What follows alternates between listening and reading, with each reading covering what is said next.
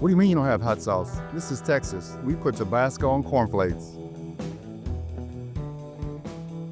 When it comes to business, you gotta look out for the cookout. That's how we do it in Texas. What do you mean my accent is too southern? Well, we're fixing to get it on Solve for X. Welcome to Solve for X, the podcast where curiosity meets collaboration. I'm Dr. Rick Fernandez, your host on this journey into the heart of education and innovation. Welcome back to another episode of Solve for X, where we're solving for K-12's most difficult problems. Today is a special day. I've got a very special guest, one of my best friends I've known for a long time, and happy to have him here because we're going to talk a little bit about the workforce and some of the things I'm so passionate about. So Eric Crabb, the CEO of the Valcourt Group, is joining us. Eric, welcome to the show. Thank you, man. Appreciate you having me. Yeah, man, I've been wanting to have you on for quite some time, and obviously we've known each other forever. And you know, been a public servant for 20 years, and get to go to the private side, and eyes have been opened up substantially. So, you know, I really want to pick your brain not only on leadership in the private sector, but just what you're seeing in the job market and who you're looking for in terms to fill some of your roles. But first, if you can give a little bit about your background, maybe a little bit about education. I don't know about your GPA, but just your educational path, and then talk a little bit about kind of how you became CEO of the Valcourt Group. Sure. Well, I definitely got across the finish line. We won't talk about how I got there, but definitely eased on over. Went to Sam Houston, where obviously we met. And then as I left Sam, went into facility services, which I didn't know really anything about leaving Sam Houston. I had a master's in marketing and MIS, which is sort of management computer science at the time. And really was just needing a job, right? I think that's ultimately started in just looking for openings and fell into a facility business in based out of San Francisco, but ABM Facility Services or ABM Janitorial at the time. And stayed there, kind of bounced around for a little while early on, but ultimately stayed there for about 15 years and saw that business grow from about 600 million to 6 billion. And so in that time, you know, just kind of raised my hand and said, I'll try that. I'll do that. You know, all the stuff that nobody kind of else wanted to do. So got to do a lot. It was an exposure that not many people had because of the fast growth of the business, but also, you know, just being in a place where you could raise your hand and say, you know, I'll take that challenge on. And had a great boss during that time. And again, just a mentor of mine and Chris Hansen and someone that, you know, really kind of showed the ropes early on of working in the distributed business. And so spent, like I said, roughly about 15 years there, and then really had the itch to either do something entrepreneurial, start my own business, or really think about what was outside of a big kind of Fortune 500 company. And I got a call from a recruiter that was looking at a private equity business that was in the facility spaces, but did something a little different than what we did at ABM. And so long story short, kind of jumped at that role, joined there as a EVP, focused on clients and account management and sales team, and then got the opportunity after about a year there, hopping into the CEO role. And we sold that business to Cushman & Wakefield in 2019. And then after that, was kind of looking for the next opportunity, partnered with a private equity group out of Chicago, Keystone Capital. Was there for, you know, as they looked at a couple other businesses, joined a business as we moved back from Kansas to Houston, and partnered with them on a window cleaning and waterproofing business that was in fact, was fairly small at the time. And they had a vision, they had a plan, and so started to execute on that. So we merged with Valcourt in 21, formed the Valcourt Group. And then since then, kind of grown this business over the last 5 years to where we sit today. So it's been kind of a crazy story, but pretty straightforward along the way as well. Now, give us a little detail about Valcourt and exactly what do y'all solve for? What services do y'all offer? Yeah, so we're primarily a building envelope restoration and maintenance business. So we really take care of a couple of different things. We take care of maintaining the aesthetics of the outside of a building. So think window cleaning, pressure washing, bird proofing, glass restoration, really taking care of an asset, right? Somebody owns that asset. They're utilizing that asset to do something. It could be a stadium, it could be a school, it could be commercial office space, it could be a condominium. A lot of different, assets out there that folks need to take care of. care of. And our specialty of that is work at height, right? So our folks are window cleaners that are rappelling off the side of a building. They're using a stage or a lift. You even use drones. There's a lot that goes on there. And the other side of that is the repair and restoration is we repair those buildings. So as you have issues with caulking or glass replacement, you've got coating or you need to paint your building. We do garage restoration where we're working on expansion joints. We do concrete repair. And we just started a roofing division in January that will re-roof these buildings as well. So think about kind of all four walls of a building and the roof as well. So really taking care of that exterior building envelope.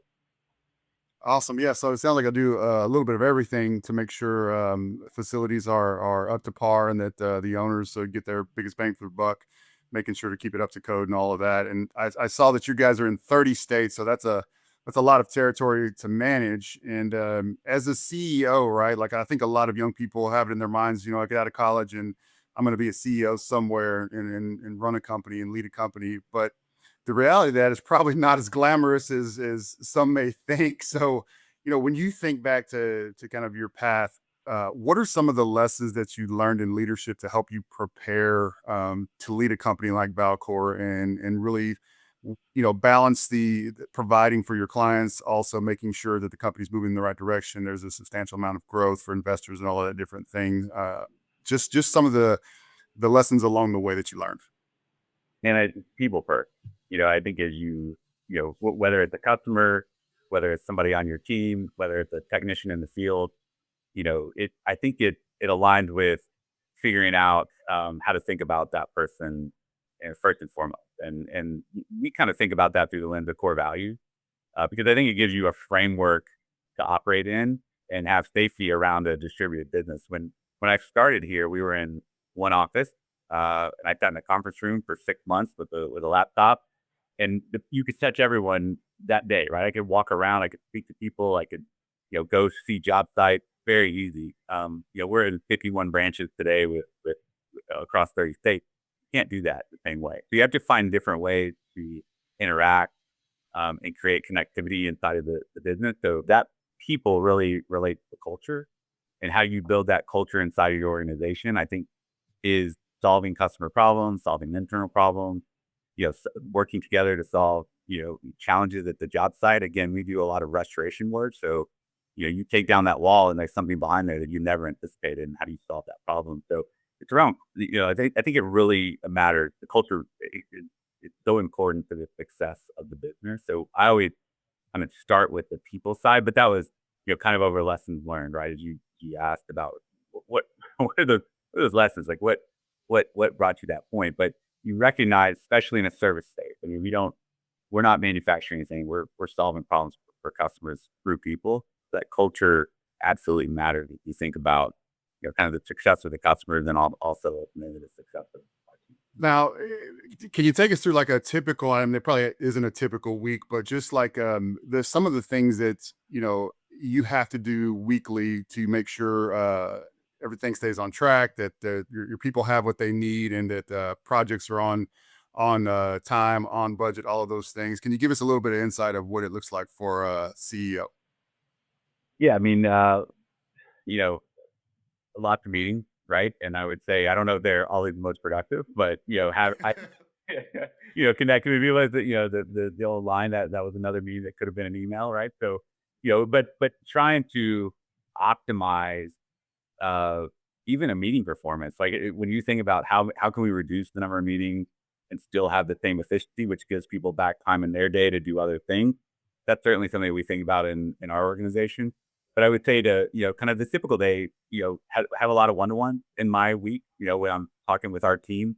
We use a lot of, obviously with analytics and data and, all the systems that are kind of in place today, plus the AI capabilities that you're starting to see make some of that reporting structure easier and more acceptable. And then, we do a lot on site, right? I travel a lot. So I'm on a plane probably three weeks out of the month on average. For example, in July, I'll travel every week, but that's going to, branch locations. That's going to meet M&A targets. That's going to have leadership meetings with our team. So even though in this world where we spend a lot of time, like you and I are today on a like a Zoom, the more that we can get in front of our team, the more that we can get in front of our customers because we're on somebody else's uh, building every day. That's super important for us. So a lot of my schedule today includes actually quite a bit of travel. Okay. Okay. No, that makes sense. And I know, obviously, I know a little bit of background, a little bit inside baseball that you're always traveling, and that's a big part of the gig. Big requirement that I think some people are unaware of is if you want to have those types of roles and responsibilities, and the benefit of those, travel is going to be one of those things, and it's not something that you can necessarily say no to and expect to have the same type of trajectory for your career.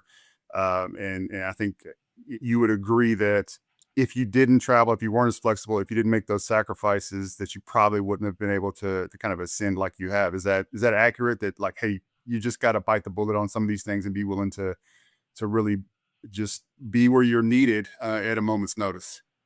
I think it is. I think if and go back to the other comment around the people and the culture, um, you can only affect so much kind of hiding away in an office and not being kind of inside of the business and being close to the business and being close to the team. That's probably for me. It's one of the most enjoyable aspects of the job is being able to kind of create a team atmosphere and be working kind of shoulder to shoulder with folks and doing hard things. We talk a lot about that internally. Is this this what we're trying to do? Become a nationwide provider of building envelope services is not easy, and so doing the hard thing requires a lot of hard work, and it requires some sacrifice along the way. But it's also something that we use in our interview process to be somewhat of a filter. If somebody's not willing to travel, it's probably not a good fit for our organization. I'm sure there's a lot of organizations that are very successful with kind of a work from home strategy or completely kind of separated but connected through technology. We have a culture that gets together a lot and we spend time together and we try to develop that. And again, it's just part of who we are. There's others that probably do it in a successful way differently, but we think that can be a superpower of ours to continue to do leadership development, continue to do investment in management, continue to do on-site meetings. That's an important piece of our strategy. Excellent. All right, I've asked you to be a little bit vulnerable. So as you had different leadership positions and really have, had a great career, can you give us one mistake that you recall as like, man, this was kind of a pivotal moment that I made the wrong call here, but I had to decide, all right, own it, move forward, correct it. Is there anything that you can kind of recall that's like it was kind of a watershed moment for you in your career?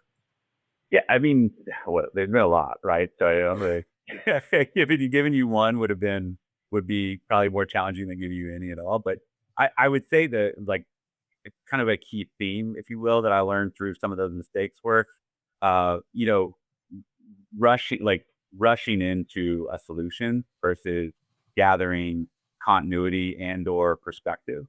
Seeing things through one lens versus, ensuring that not only just through a change management and kind of having buy-in, but more specifically, just making sure that you had enough perspective to give you enough to go on.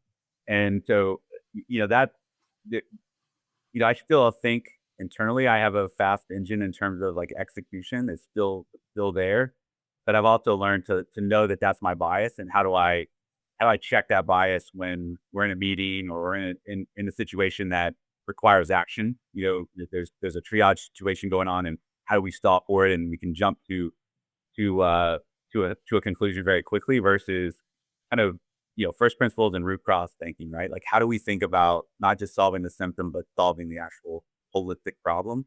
That's something I always challenge myself to think about. But part of that is built by those mistakes of running through that door. And I think it beats out that a great quote about one way or two way doors. When you have a two-way door and you come back through that door, you can make a quick decision. But when it's a one-way door and you can't come back, you better take your time in making that decision in the right way and get enough information to make the right decision for you in that door. And that's definitely something I keep front and center in a decision making process. Yeah, well, that gives me a little bit of comfort because hard to do that. And as a superintendent, you think you see a solution, and you think everybody else sees it as clearly as you do, and that's rarely the case. And so definitely have tripped over that rug a few times in my career. I mean, it's hard, right? Because like when you just want to move and you want to get it done and you want it to be resolved, and if you don't bring everybody with you, a lot of barriers come up, and whether it's the change, whether it's the culture, whether it's like they don't see what you see. I gotta imagine when you've got 30 states and what, over 3,000 employees around the country, and trying to get everybody on the same page. I would think that's a little bit of a challenge to make sure everybody's aligned before you take a big step. But that's definitely the speed of which you move is definitely a common theme that leaders sometimes get tripped up by.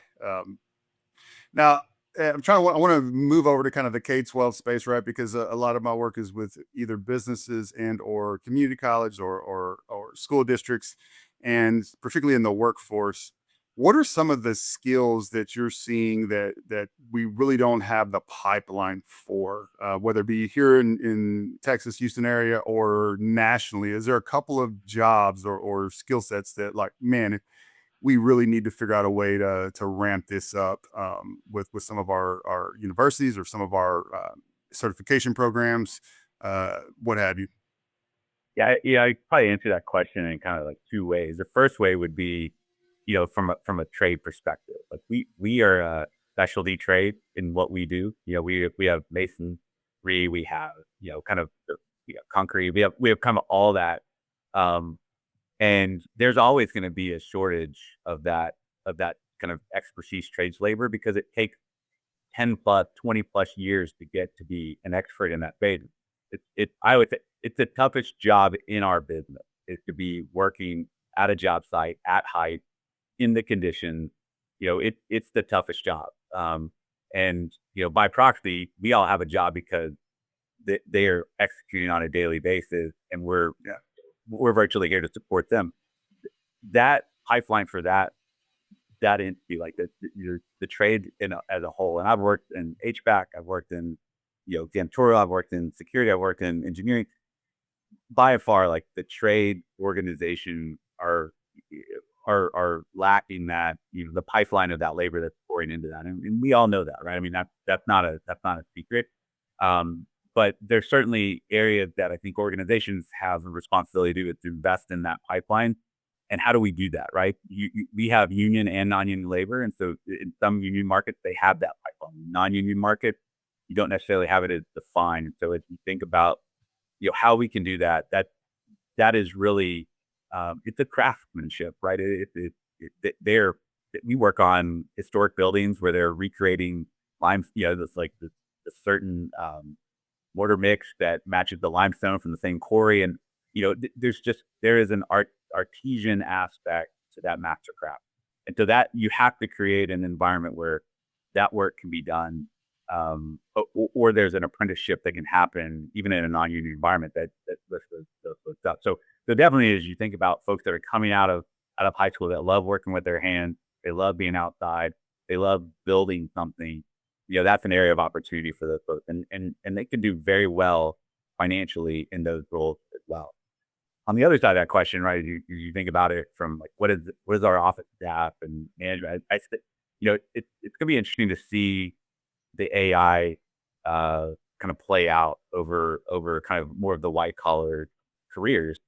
And I think one of the things that certainly hits me is it's like people skilled in leadership. I kind of theme around this conversation, but we have some fantastic FP&A folks inside of our organization that really help our business kind of understand problems from a data perspective, and then use that kind of problem solving to help identify opportunities to solve them.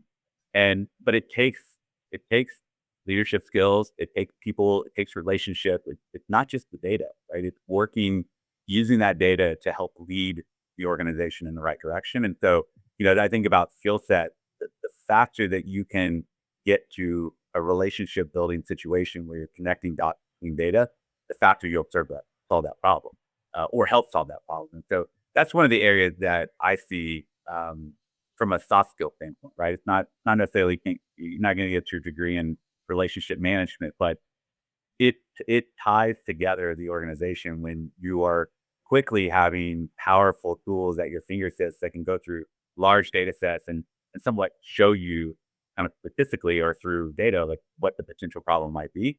But how do you take that problem and then how do you solve it through an organization full of people? That to me that some of the thought skills they're absolutely needed as people are entering these businesses now with some of the powerful technology tools that are.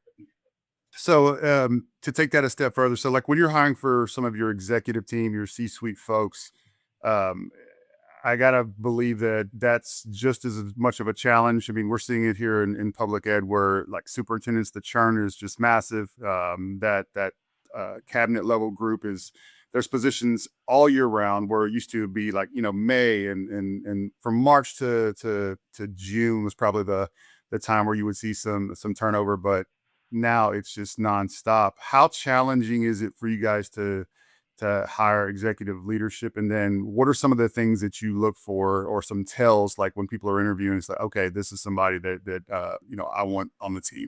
We've had to build a hiring process, and not just at the executive level, but through the organization and give tool sets to our team to be able to frame for the right hiring. And what I mean by that is, we use a tool called Predictive Index, which is somewhat of a personality test that that we can use, and obviously there's not right or wrong answer there, but it gives us a way to start to think about how this person will interact inside of our organization. He's done a lot of work around the PI for all of our staff and management is undergone that process.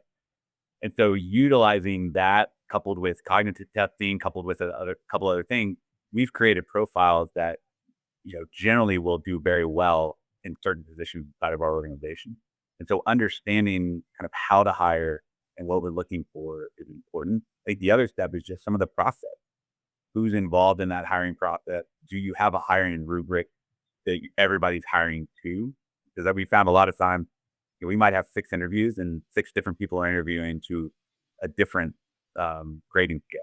And so standardizing a grading scale, making sure that people are thinking about hiring that person they need to index in these qualities.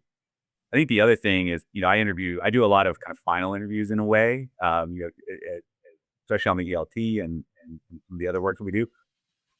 I get asked a lot, what are the things that are going to make this role successful? What does success look like? And it's generally the same answer to that question every time. Because of the speed in which our business is growing and the velocity in which we're, on the track that we're on, we're looking for people that are creative. We want people to find problems. We want people to look at a process and say, why is that happening? This seemingly is not the right way. And then we want builders. We want people that aren't expecting somebody to hand them a binder, a 3-ring binder that says, here's all the steps to solve that problem. We need the people that are willing to create that 3-ring binder and be able to solve those problems with us and optimize the business as we're here. And so if we can get past kind of all the functional hiring gates and then get to find those people that are interested in an entrepreneurial spirit, business culture, willing to grow, want to build something, want to be excited to come to work every day. That's the stuff that sets folks apart when we get to that kind of final interview. And it's very telling when you get to that final interview, see those personality traits come out. I think it's one of the things that I look for every time we're in a hiring process. Yeah, that process it seems to be a challenge everywhere, and a lot of the ed tech firms have positions that they're struggling to fill, and it seems to be a pervasive problem across, regardless of the industry. You mentioned AI just a while ago. Are there any tools that you've seen that, like, man, you're pretty excited about, or you could see that potentially would really help either the workflow of Valcourt or some of the analytics that really speed up the ability to get projects done on time? Is there anything out there that you're like, man, this is pretty cool, and we got to look at this and start kicking the tires if this makes sense for us? Yeah, I mean, honestly, we're kicking the tires on a tremendous amount right now just to continue to kind of think through them. And I think the one thing that's hyper important when you're thinking about AI is that the cleanliness of your data that exists in the business. How do you make sure that you're setting up your data architecture in the right way that's going to drive forward so that you can run the proper analytics and feed it information. Um, but can't recall his name, but the CEO of Microsoft had a great kind of tweet about all of this and like their kind of intellectual IP, and then there's going to be technology IP, and kind of how those things come together. And so what we're focused on right now is building that intellectual IP that we can utilize AI to help us with, right? As we think about kind of estimating and scheduling and forecasting, project managing, different types of buildings, different types of production, all of those things, starting to think about how do we think about our business and what we know today, but then how do we also expand that knowledge and utilize that knowledge across, 50 branches, right? Today we have experts in all of those branches, but they don't have the power of the expert network within each other. And so how do we bring that expertise together? So that's part of that data setup and that architecture that we're in process of building. We did a major ERP implementation 2 years ago, which has gotten up to a place where we can now start to move into this direction. But I think what's interesting is like that's to the software side of AI. How do we think about the hardware side of AI? So we think about drones and robotics and some of the things that are definitely going to change the landscape in more a physical way. And that's also we probably tested 7 or 8 different robotics or drone type of applications today to figure out how do we optimize or help optimize production at a job site. And that can be, for us, it could be as simple as robotics that help with demolition, right? We do a lot of tear out before we can put something back, and that is grueling work. But how do we utilize something that can increase that production? So I think it's going to change the landscape in a meaningful way. But to me, and I think to our team as we think about it, a lot of that is centered around the data set that your business is using every day to as a hub of kind of focus. And so we're really focused on getting that right, so that when we think about expanding that capability set, it's moving further on. But there's already just fringe use cases where feeding it data sets on certain problems and getting back information or reporting on that right away. I just think there's a more holistic way for us to integrate that back into our business. How far off do you think that Valcourt may have robots doing some of the more dangerous jobs, right? Like up on the skyscrapers, and maybe either repairing something, or they're helping wash some very hard to get to structures. Yeah. 2030, or maybe a little bit beyond that. I think I don't know. That's if every Elon tweet I say or I read says it's the next 3 years. I think there's definitely been leaps forward in that opportunity, like to do that. I think what we see now is those robotics or drones. I kind of term it the Swiss Army knife.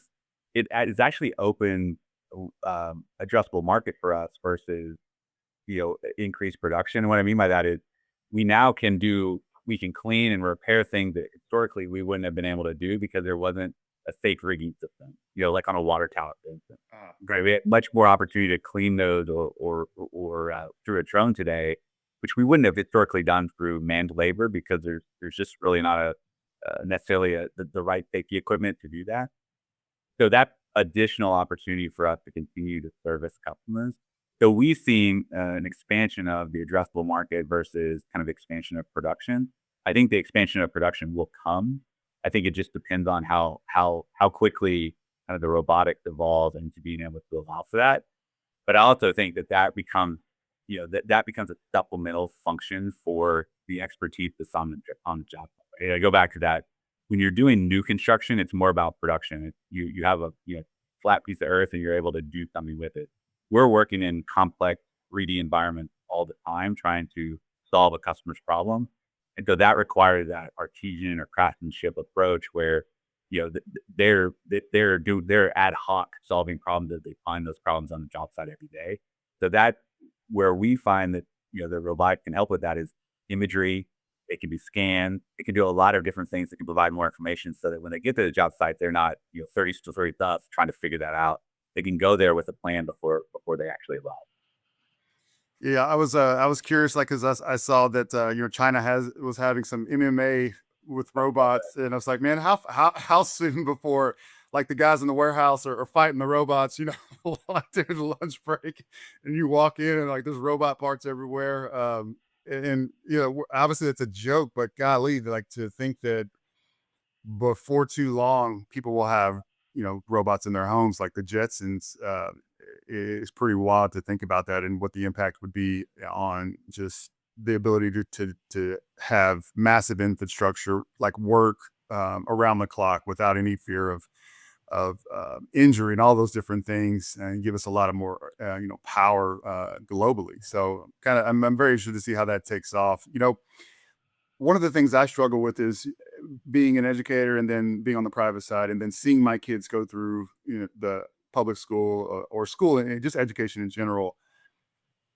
Has this like kind of how you've gone through your career and what you're seeing now, how does that affect what you want for your kids, or what skills should we be really focusing more on in terms of K-12 and even higher ed? Is there any things like, man, we really need to be doing this, and I really don't know why that's not been an emphasis for our education system? Yeah, it's a great question. I mean, I was having a little bit of this conversation the other day with someone who's kind of in the educational field, and in talking through like how do we increase exposure to AI in those fields, and I kind of look at it the same way, not to date it too much, but like when we were in high school or even junior high when they were saying how do we incorporate this internet into like our training, and now it's part of your daily life. It's part of what you use to do whatever it is that you're trying to do and make it do your job. I think AI is going to, will eventually be the same way, right? Our kids are going to grow up with this as a tool set that just seems natural. And so that's just how they do it, right? You leave behind kind of the legacy ways of doing that thing, and they move quickly into this is how they do it through that technology in whatever shape or form. And I think, today we talk about AI doing this. I just think it becomes that's the way we do it, right? As the culture shifts, as the changes happen inside of the generations, inside of the workforce, inside of founders and startups, and all the things that are going to come out of it. I'm generally net positive on the overall impact because I think productivity is going to increase dramatically over the next couple of decades, which is going to hopefully give our kids more freedom to chase the things that they want to chase, to do the thing that they want to do, because that productivity increase allows them to to have a, a wider array of things that they can pursue, and again, not definitely gonna have some kind of fall, but as you think about these kind of generational changing technology, it's generally done that, right? And I think that's my hope for it, is that it opens up to the whole new level of opportunity for our kids, and obviously their grandkids, or our grandkids, their kids, and really gives them an opportunity to pursue a path that we probably would have never dreamed up. Yeah, no, I mean, I agree. Right now, there's a big kind of pushback on screen time and how much should we be using it and what have you. And, I don't believe that we can abstain and not hurt our kids' ability to be able to go out and have a career.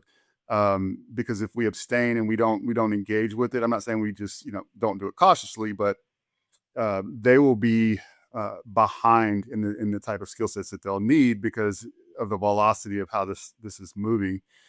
One of the things I argue with colleagues about is like we really need to start looking at programming through the lens of entrepreneurship and entrepreneurship only, right? So if we have a career path and welding or construction, HVAC, whatever it is, instead of that skill, it needs to be that skill from the lens of ownership. And I really think that because if AI can really uh, give access for a lot of answers right at your fingertips and a lot of processes that anybody can, if you just ask the right question, you can get some type of output. It will give the most creative and the most innovative and the ones that can recreate themselves from one job or one company to the next. I think we'll have the advantage, and I think those that are kind of like set with a process through a company or through an entity will struggle because some of those jobs I think will disappear, but you're going to have to recreate yourself I think multiple times over and find multiple streams of revenue as you have a 20, 30, 40-year work career for this generation coming through. So it'll be interesting to see. I think we're seeing pieces of that already. I think the higher education system is really behind on what they should be offering in terms of ROI for degrees, right? So that's a little bit of a struggle, but you know, for our kids, what do you envision like their need for training, for access, for just the ability to engage? Do you think it should be kind of a la carte? Do you think that we should mandate some of these things because you're seeing it all throughout all of the work that you do, or is it more of a you just kind of get a feel for what the community wants? Because that's the big struggle right now, is everybody's having that debate of, do we do it, do we not do it, do we abstain from it, or do we go like dive in head first? Yeah, I mean, it's a great question, and not that I know the answer. I think one of the things that seemingly is I've somewhat paid attention to it, there's a lot of expiring, kind of an expiration date around some of the knowledge, right? So, I left school knowing how to code, um, and it probably didn't do that as well as others, but like the technology today can do that for you, right? So there's that expiration curve is shortening, right? So that skill set, right? So today, we hear a lot about from a skill set being able to craft and write prompts, right? To do the thing. I think that's going to expire as well. I think it's going to become more of just a common language that you're working hand in hand with the system or the iOS or whatever it is that you're doing, but you don't necessarily need to know to prompt in a way that's going to optimize kind of the information that you get back. So how do you kind of catch that curve in an educational situation is, I think, a little tough, right? So you're starting kind of as a freshman saying, "Hey, I want to go do this thing." By the time you get to the end of the 4 years and that thing has changed, how are you adapting to that thing along that way? And I think that's a hard thing for colleges and higher ed to figure out, is how do you stay aligned to that curve? But I think um,